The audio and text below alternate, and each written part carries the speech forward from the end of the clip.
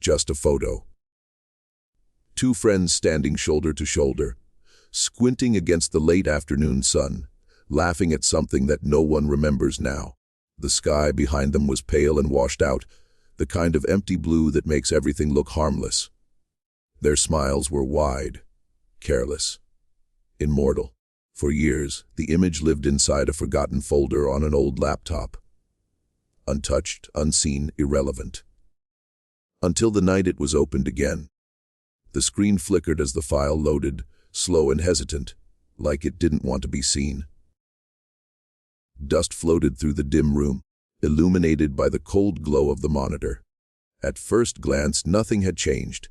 Two friends, same crooked grins, same faded background of trees and distant hills. But something felt wrong. It wasn't obvious. Not at first. The kind of wrongness that hides in plain sight, like a whisper beneath a crowd's laughter. The eyes drifted past familiar faces, past the sun, bleached grass, past the empty stretch of woods behind them. Except it wasn't empty. There, between the trees, where shadow swallowed detail, stood something thin, vertical, almost human, too still to be wind, too deliberate to be coincidence. It hadn't been there before. The memory of that day was clear. They were alone. They had joked about how deserted the place was. No hikers. No distant voices, no footsteps on dry leaves. And yet, in the photograph, something stood behind them, watching. Zooming in didn't help. It made things worse. The pixels resisted clarity, but the shape remained. Darker than the trees, darker than the shadows. A suggestion of shoulders. A suggestion of a face tilted slightly forward, as if leaning in to listen. The air in the room felt heavier. A trick of the light, perhaps. Compression artifacts. A glitch. Except the longer the photos stayed on screen, the more defined the shape seemed to become. Closer. And the worst part. The detail that tightened the chest and slowed the breath. The figure wasn't looking at the camera. It was looking at them. It was the kind of afternoon that felt too ordinary to remember. The sun hung low but warm, casting a soft golden light that made everything appear slightly cinematic. Though no one noticed it at the time, they had planned the trip impulsively. A quick escape from routine, from deadlines, from the dull repetition of everyday life. Two friends chasing a moment of freedom. No grand destination, no deeper meaning. Just a quiet hill on the outskirts of town. A stretch of open land bordered by thin woods and silence. They had been laughing about something trivial when the photo was taken. One of them held the phone at arm's length, angling it awkwardly to fit them both into the frame. The other leaned in, shoulder pressed against shoulder, their closeness effortless and unposed. There was no careful adjustment of lighting, no second attempt to perfect the shot. It was raw, casual, almost careless. A snapshot taken simply to mark the day. Proof that they had been there together. Behind them stretched the landscape. Tall grass shifting gently in the breeze, trees standing thin and scattered like watchful spectators. The sky was pale, nearly washed out by sunlight, giving the entire image a faded softness. Nothing dramatic. Nothing remarkable. No dramatic storm clouds or ominous shadows. Just stillness, just space. They remembered the quiet most of all. No passing cars. No distant conversations. Even the wind seemed hesitant. At one point, one of them had joked that it felt like the world had paused, like they were the only two people left alive. The comment earned a laugh, quickly forgotten as they scrolled through the picture and declared it good enough. There had been no third presence, no footsteps crunching behind them, no sense of being watched. They were certain of that. The memory of the afternoon remained clean and uncomplicated. Sunlight, dry grass, shared jokes. A simple day frozen into pixels. Afterward, life resumed its usual pace. The photo was uploaded, briefly admired, maybe sent to a few friends. Then it sank into digital obscurity, buried beneath thousands of newer images. Birthdays, dinners, screenshots, meaningless clutter. The hill became a memory that surfaced only occasionally, usually accompanied by nostalgia rather than curiosity. What made the photo so powerful later was precisely its normality. There was no reason to suspect it held anything more than laughter and light. No eerie detail jumped out at first glance. No visible distortion. It was painfully ordinary, disarmingly innocent, the kind of image you scroll past without a second thought.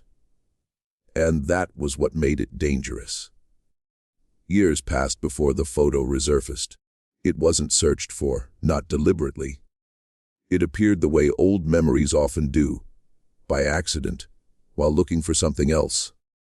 A late night, an idle mind, fingers scrolling endlessly through archived folders, filled with forgotten fragments of the past. The glow of the screen painted the room in a dull blue light, and boredom turned into nostalgia with a single click. The image opened slowly, as if it had grown heavy with time. At first, it felt almost comforting. There they were, younger, carefree, unaware of how complicated life would become. The laughter seemed visible in the curve of their smiles. The sunlight still looked warm, even through the cold digital display. For a moment, the photo served its original purpose, a reminder of simpler days. But something tugged at the edges of memory. It wasn't obvious. It wasn't dramatic. Just a faint sense that the image held more than it should.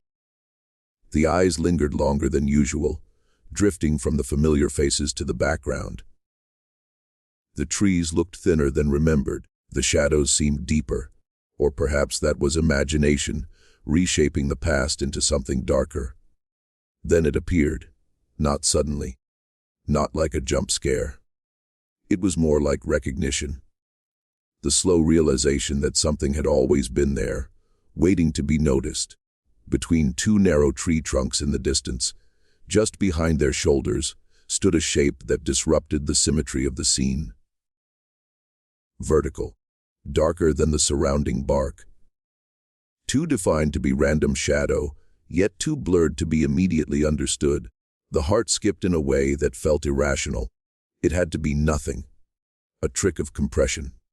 Digital noise. The kind of artifact old phone cameras produced when light and shadow collided awkwardly.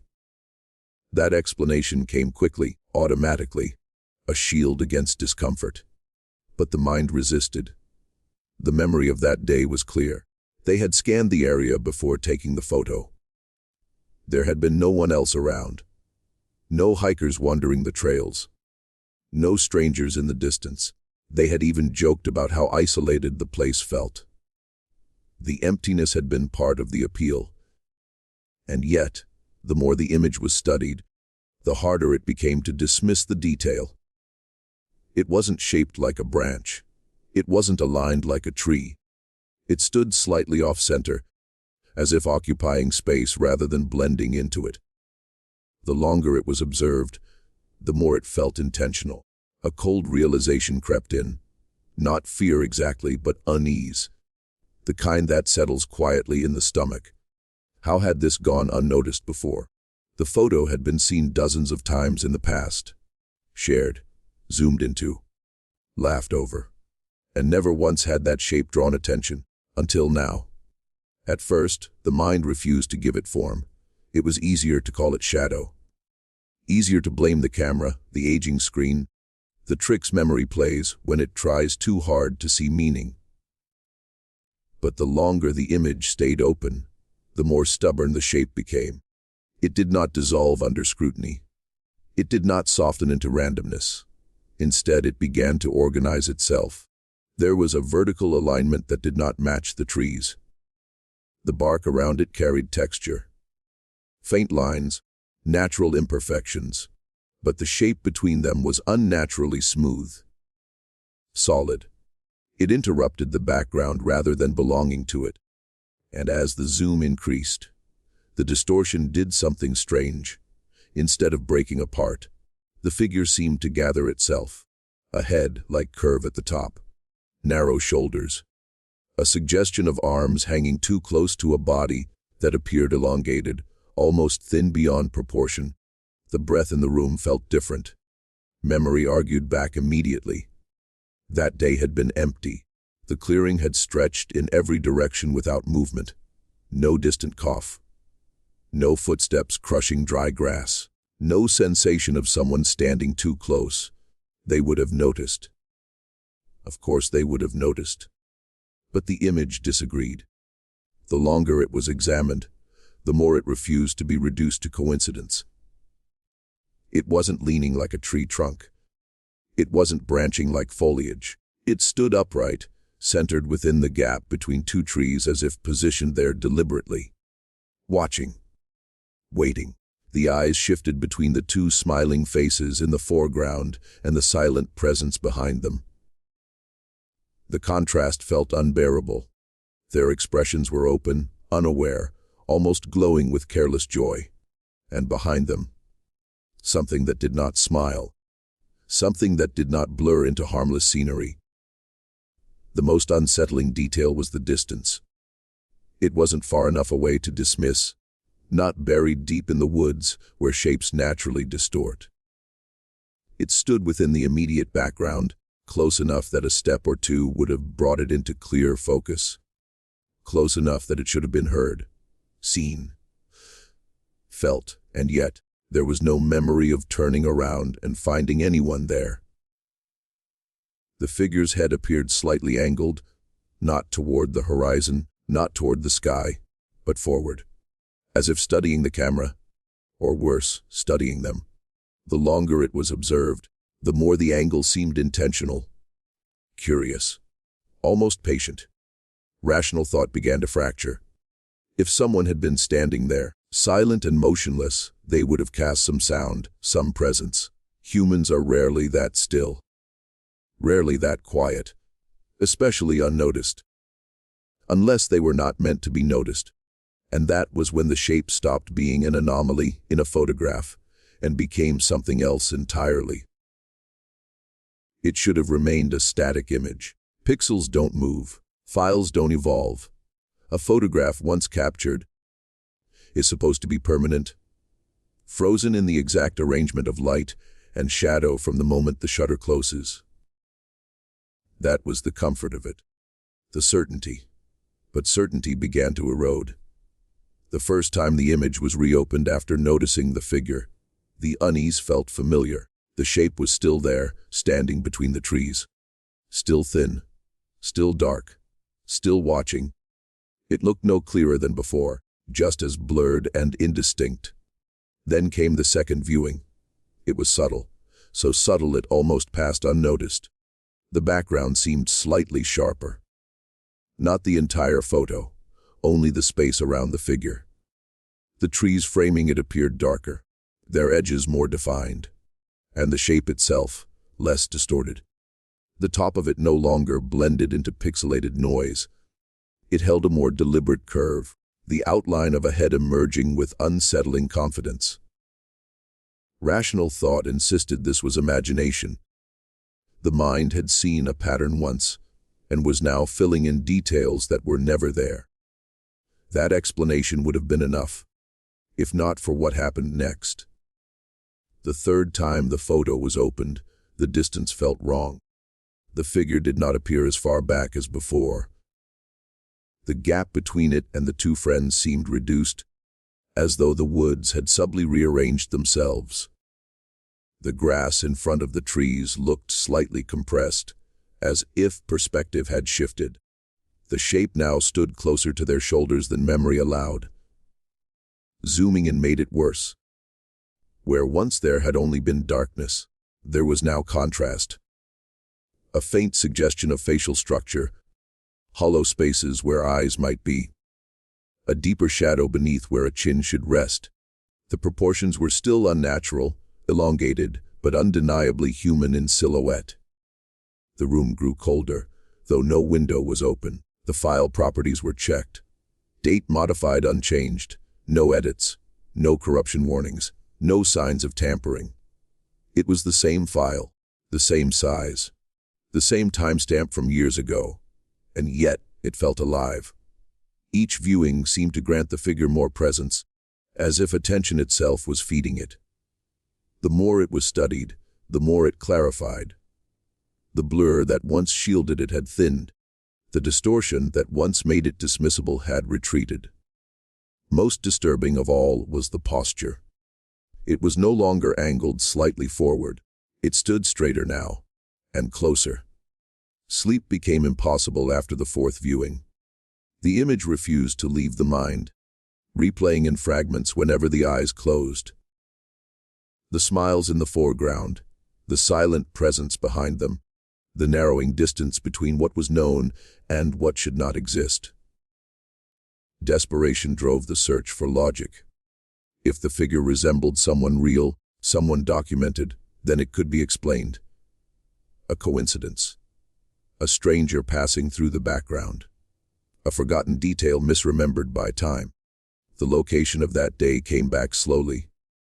The hill had a name, though they rarely used it. It had once been part of an old estate, before the land was cleared and left mostly abandoned. A quick search of local archives revealed scattered references. Small articles, community forums, a decades-old disappearance that barely made headlines beyond the town. The name surfaced quietly. A man had vanished there nearly 30 years ago. No body recovered, no confirmed sightings. The case had dissolved into speculation and folklore. Some said he wandered off. Others whispered darker things. His last known photograph, grainy and archived in an online article, showed him standing in a wooded area, expression unreadable. The breath caught before the mind could stop it. The resemblance wasn't perfect. It wasn't detailed enough for certainty.